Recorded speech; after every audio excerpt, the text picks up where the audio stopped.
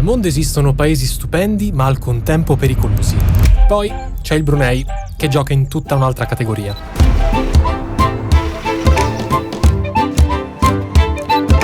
Per anni sono rimasto colpito da quella bandiera così inusuale. Il giallo in molti paesi del sud-est asiatico è simbolo di nobiltà. Ho creduto che questo stato fosse inaccessibile per via del suo eccentrico sultano e delle sue rigide regole religiose. Alcune di esse, se violate, prevedono la pena di morte per lapidazione. Credevo che il Brunei fosse la solita monarchia petrolifera nata dal nulla, ricchissima in stile Dubai, abitata da imprenditori e guru delle cripto, dove un monarca assoluto tiene sotto scacco un'intera popolazione. Poi l'ho visitato, ho intervistato la gente del posto e ho capito che la realtà è leggermente diversa da come i nostri media ce la descrivono. Quindi potresti aver sentito da YouTube, dalle notizie delle persone che il Brunei è severo, non si può fare questo e quello. No, non è del tutto vero, va bene? Quindi devi venire qui prima e vedere con i tuoi occhi. Molte cose in Brunei sono sovvenzionate, come la benzina. Quindi il carburante per auto è pagato a metà dal governo, è più economico dell'acqua. Sì, tutto è in ordine in Brunei, basta seguire le regole. Grazie a Dio vivo qui, ma a volte c'è un po' di paura.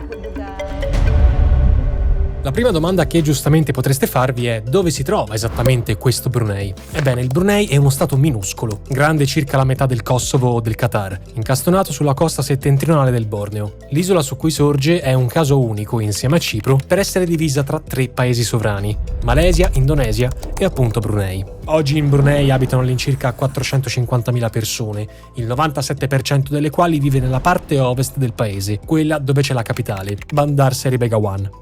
Se guardate una mappa dall'alto vi accorgete che quasi tutto il paese è verde. Il Brunei infatti è ricoperto per oltre il 90% da foreste tropicali, fitte, umide e in gran parte disabitate. Soltanto il 10% del territorio del Brunei è realmente urbanizzato o abitato. E ovviamente attenzione alle scimmie. Tra le aree boschive protette spicca l'Ulu Temburon National Park, un santuario incontaminato situato nel distretto di Temburon, per l'appunto l'unica enclave territoriale del Brunei separata dal resto del paese dal confine con la Malesia. Il Brunei è uno stato etnicamente variegato. I 2/3 della popolazione appartengono ai Melayu Brunei, la maggioranza musulmana favorita dal governo. Dal punto di vista culturale, i bruneiani etnici somigliano molto ai malesi della Malesia peninsulare, tant'è che parlano la stessa lingua, il malese. Poi ci sono i cinesi, circa il 10%, che si occupano per lo più di commercio, mentre le minoranze indigene come i Dusun o i Murut vivono spesso in aree rurali. A completare il quadro ci sono poi molti lavoratori stranieri, soprattutto filippini e indonesiani. Questo sembra essere un paese molto tranquillo, silenzioso. Ci sono anche poche persone a giro per la strada, nonostante sia comunque l'ora di punta, sono le 6 di sera. Bandar Seri Begawan è in tutto e per tutto il centro nevralgico, ma anche quello politico ed economico del Brunei, nonché la residenza del sultano che tutto gestisce, Hassan al-Bolkiah. Il Brunei infatti è una monarchia assoluta, dal 1984, quando lo stesso Bolkiah dichiarò l'indipendenza dal Regno Unito. Da allora Bolkiah ha assunto tutti i poteri di governo. Una delle cose importanti che le persone non realizzano, quando il Brunei è diventato indipendente il 1 gennaio 1984, è che nei giornali lo chiamano il Brunei è un nuovo paese di nuova indipendenza, ma il Brunei è una nazione antica. Difatti il sultanato del Brunei esiste da più di 650 anni. Un tempo controllava tutto il Borneo, ma all'arrivo prima degli olandesi e poi dei britannici fu costretto a cedere enormi porzioni di territorio, finendo così per diventare un protettorato. Ciononostante, la casata Bolkiah, a cui appartiene l'attuale sultano, governa ininterrottamente dal 1368. Il primo sultano del Brunei si convertì all'Islam quando sposò una principessa di Johor intorno al 1360, così la famiglia reale divenne un sultanato musulmano, quindi l'Islam divenne la nuova religione in quel periodo, ma abbiamo mantenuto la cultura malese. Lo si vede dall'architettura locale, dal cibo, dalla lingua e dal concetto con cui il Brunei stesso si definisce Melayu Islam Beraja, cioè monarchia islamica malese.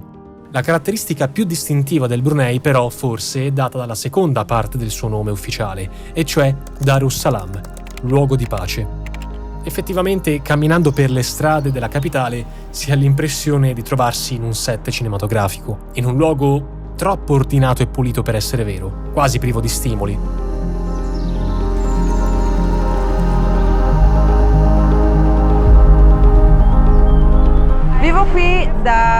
circa 15-16 anni ormai. Trasferirmi qui è molto tranquillo, molto pacifico, non c'è molto intrattenimento, quindi per noi ragazze giovani è piuttosto noioso perché sappiamo tutto, ci sono solo le spiagge e poco altro. A dispetto di quanto si possa pensare, da occidentali non è per nulla complicato entrare in Brunei. All'aeroporto non ci sono particolari problemi e dall'Italia non è neanche richiesto il visto. Per raggiungere il paese dall'Italia basta uno scalo ad esempio a Kuala Lumpur o Singapore.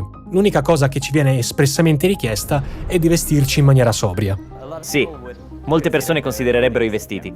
Quindi loro preferirebbero essere più comodi nei loro abiti scelti, ma qui le norme sociali e le leggi non dettano, ma è preferibilmente meglio se copri molta della tua pelle in aree pubbliche, come le nostre spiagge, come i centri commerciali, le scuole. Per me va bene. Sono un uomo, quindi per me va bene. Ma molte donne si sentono oppresse in un certo senso, ma dipende individualmente. Proprio il termine citato da Heidi, oppressione, ci permette di introdurre l'elefante nella stanza di questo documentario, cioè Sharia, il codice di norme vigenti qui in Brunei che regolano la vita quotidiana dei cittadini. L'80% degli abitanti del Brunei è musulmano sunnita e dal 1984 il sultanato ha utilizzato un doppio sistema legale che prevedeva il rispetto della legge islamica per i musulmani e il sistema di common law britannico, assetto che resiste ancora oggi. Una delle caratteristiche uniche del sistema educativo del Brunei è che negli anni 50 abbiamo avuto questi percorsi paralleli. Ciò significa che se uno studente bruneiano va a scuola per un'istruzione convenzionale al mattino, nel pomeriggio frequenta scuole religiose. Una volta completata l'istruzione primaria, viene data loro l'opzione di andare in quello che chiamiamo una scuola secondaria inglese o una scuola secondaria araba. Dal 2013, tuttavia, Bolkiah ha cominciato a introdurre un nuovo codice penale nazionale, basato interamente sulla legge islamica, entrato definitivamente in vigore nel 2019. Questo significa che chiunque, anche gli stranieri, possono essere puniti in base a esso. Definire questo codice penale severo in senso occidentale è un eufemismo. È vietato ovviamente bere, fumare e criticare il sultano o lo stesso codice penale, avere gravidanze fuori dal matrimonio, abortire, commettere adulterio, usufruire di materiale pornografico, non partecipare alle preghiere del venerdì se si è musulmani, stare in privato con una persona del sesso opposto che non sia un familiare, avere relazioni omosessuali o semplicemente esternare la propria omosessualità, nonché diffondere materiale religioso che non sia islamico, dunque testi sacri, simboli o volantini. Quindi quando le persone parlano di quando la legge islamica è stata introdotta in Brunei nel 2015 non si rendono conto che le leggi islamiche esistono già, sono già presenti nel contesto legale del Brunei, con le leggi del sultano Hassan fino alla fine del XIX secolo. Fu quindi soltanto quando i britannici arrivarono all'inizio del XX secolo, nel 1906, che presero il controllo delle leggi e i canoni del sultano Hassan, che erano esistiti per circa 500 anni, non furono più utilizzati.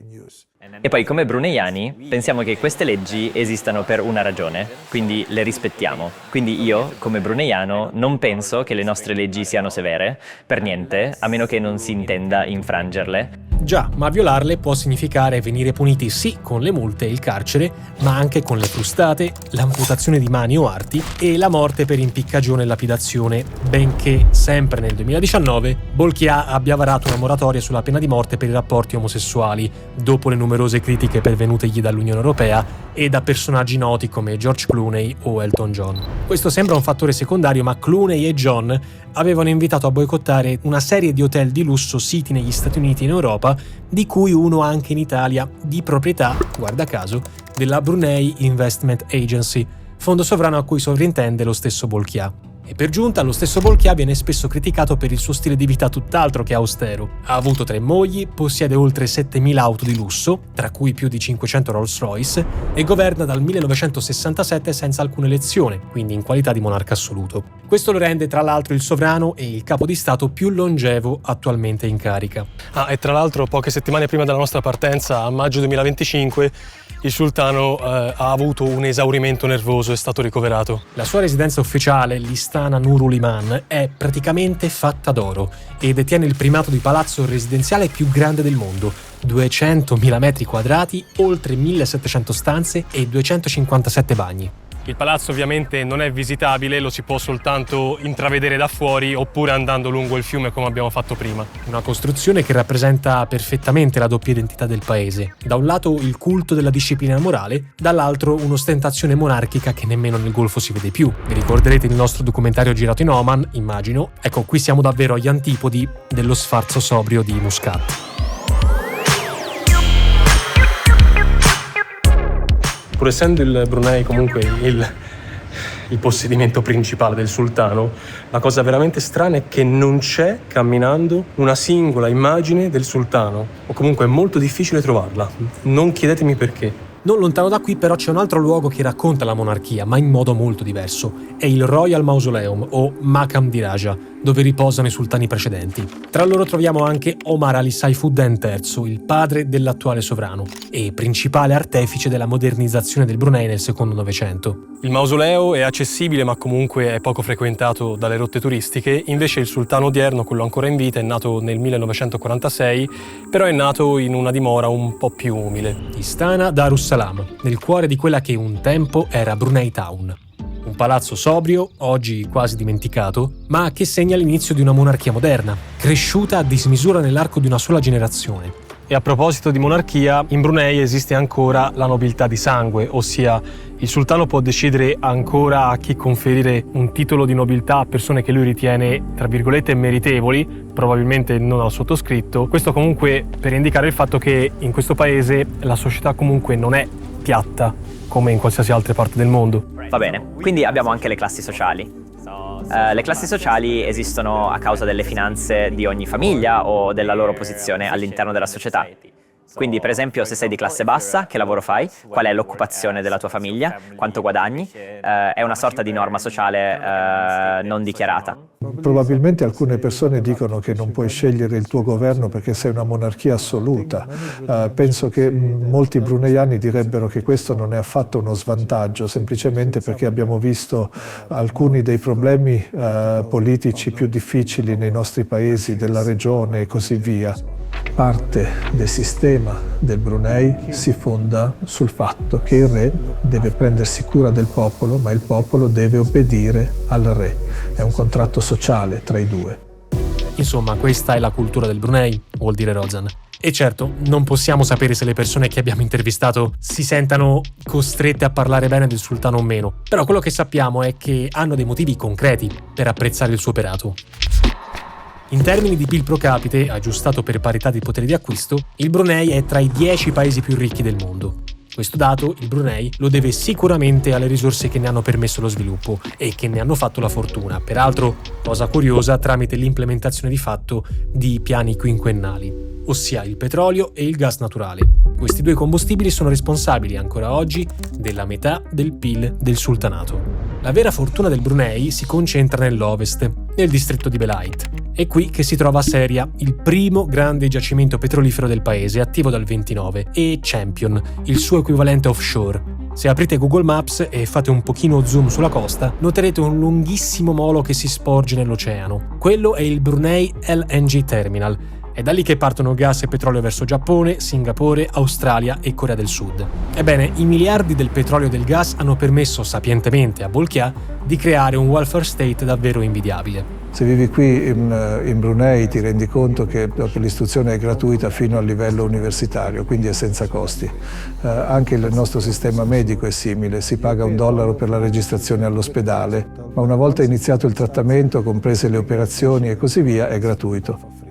Abbiamo anche diversi sussidi come il sussidio per il carburante, il sussidio per il riso e anche il sussidio per lo zucchero e il sale. Tutti poi ci tengono a parlare dell'esteso programma abitativo del Brunei, in base al quale i cittadini godono di sconti sulle case, tanto che il 40% delle abitazioni del sultanato è costruito o venduto in maniera pubblica. Tutto questo è possibile anche perché in Brunei, grazie al petrolio, non esiste una tassa sul reddito personale.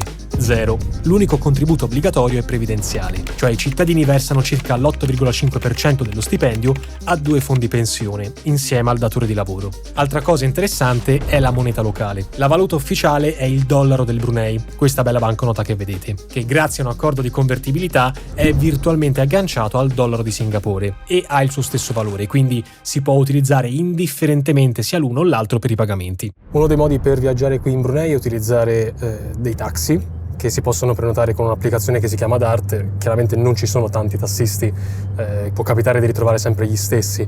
E ieri, parlando con uno di questi tassisti, è venuto fuori che loro in Brunei non conoscono alcuni tipi di parole o di concetti comunque che da noi in Occidente sono comuni. Qui in Brunei non conoscono il concetto di politica, il che è tutto dire. Spostandoci tra un'intervista e l'altra per le strade della capitale si ha la strana sensazione di essere in un mondo dove nulla viene venduto.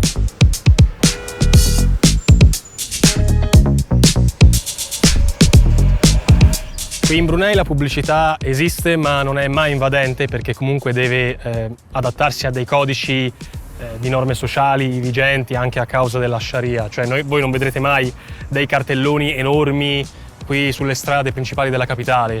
Per esempio, non vedrete mai un cartellone di NordVPN che lampeggia. Può essere un problema, però io, magari andando anche un po' contro le norme sociali qui del Brunei, vi dico che NordVPN in realtà è un ottimo strumento per poter garantire la vostra privacy anche viaggiando in luoghi come questo. Ti sei già attaccata al wifi, Lu?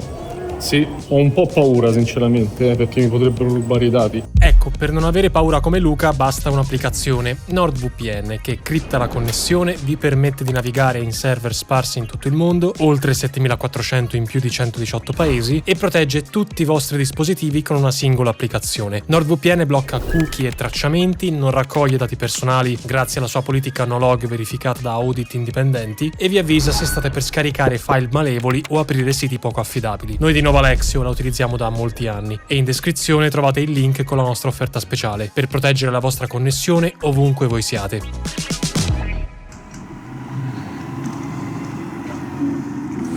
Adesso stiamo andando a vedere Kampong Ayer, che è uno dei villaggi più antichi di Bandar Seri Begawan, addirittura risale al XV secolo.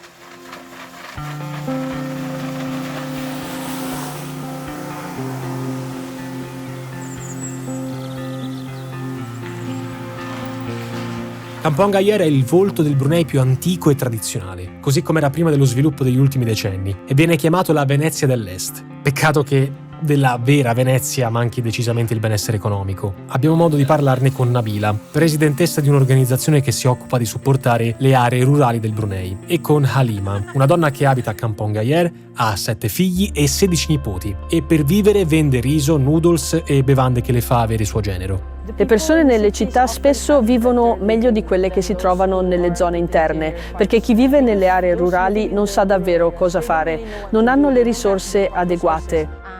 Se l'acqua è profonda ho paura anch'io, i bambini sono piccoli, ho paura che cadano, cose del genere, qui ci sono i coccodrilli, ecco cosa è pericoloso. Ora, dopo che quella signora mi ha detto così sui coccodrilli, non sono tanto sicuro di voler fare kayak qui.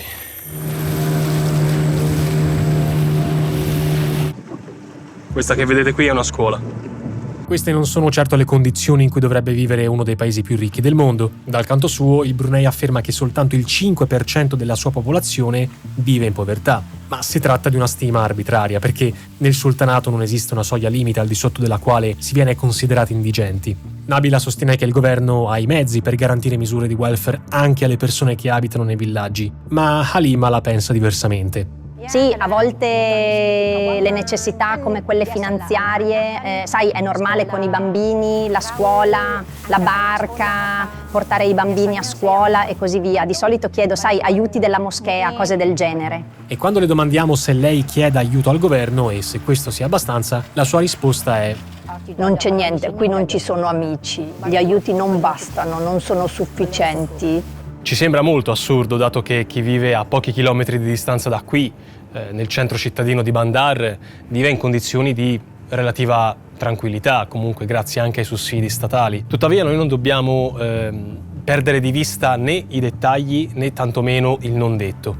La cosa abbastanza inquietante qui è che in certi punti Il legno è visibilmente marcio, quindi insomma camminare su queste palafitte non è proprio la cosa più sicura del mondo.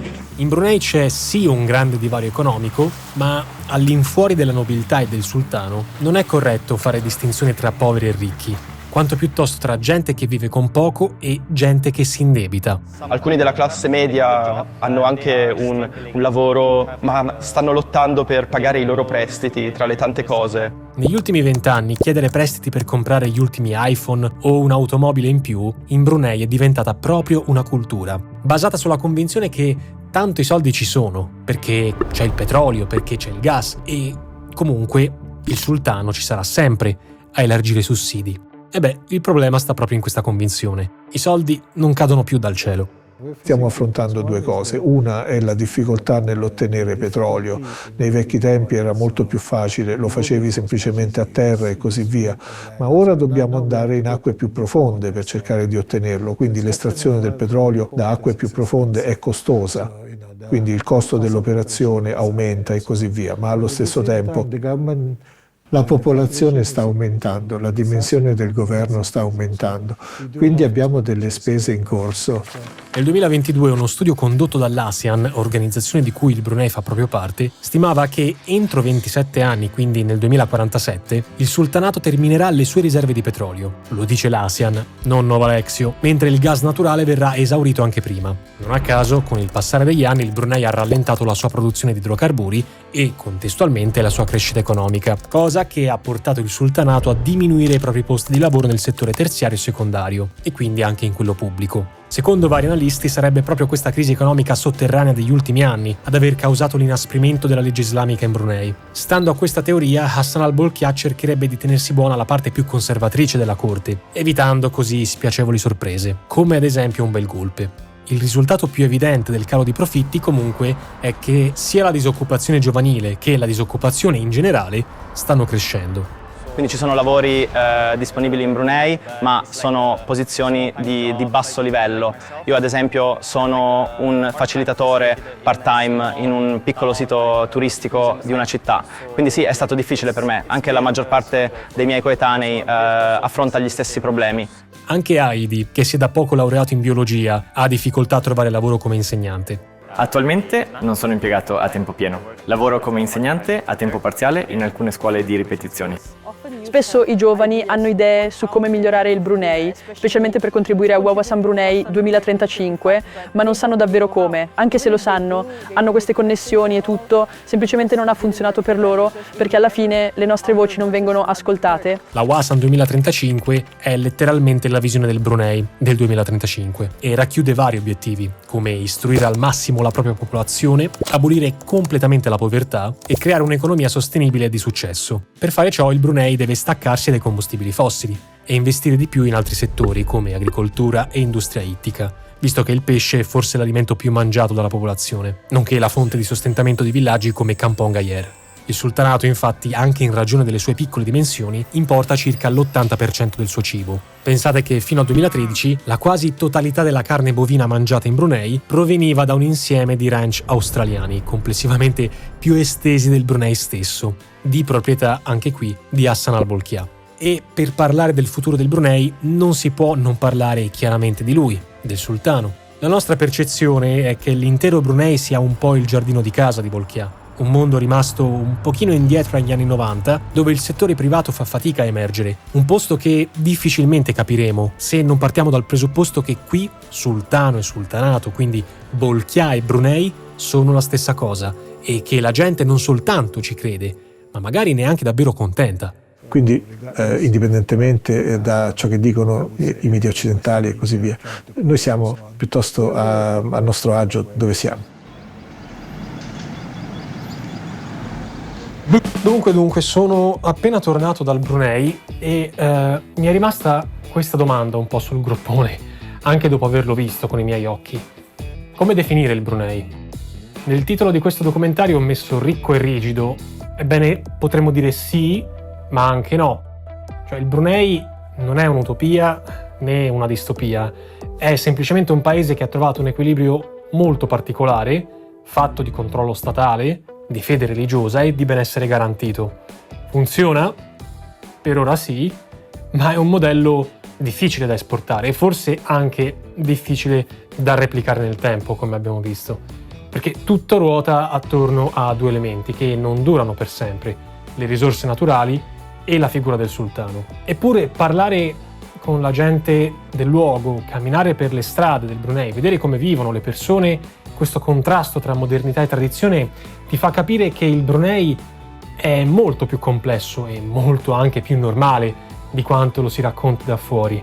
Non è un paese perfetto, ma è comunque un paese che almeno per ora si sente al sicuro. E in un mondo che corre e si agita, forse è proprio questo il suo vero lusso, per Aspera ad Astra.